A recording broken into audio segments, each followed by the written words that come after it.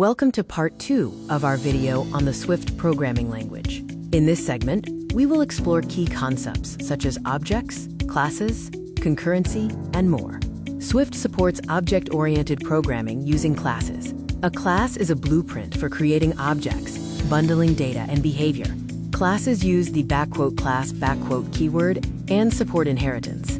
Importantly, instances of classes are reference types. Enumerations define a common type for related values, and cases can carry associated values. Structures, or structs, are value types, meaning each instance keeps its own copy. Structs and classes differ fundamentally, as structs are value types, while classes are reference types. Concurrency allows your app to perform multiple tasks simultaneously without blocking the main UI. Key concepts include "async" to mark suspendable functions and "await" to wait for results, ensuring structured and safe asynchronous code. Protocols define a blueprint of methods and properties that types must implement. Classes, structs, or enums can conform to them. Extensions allow you to add functionality, like methods or computed properties, to existing types or enable protocol conformance. Swift error handling allows you to respond to and recover from error conditions.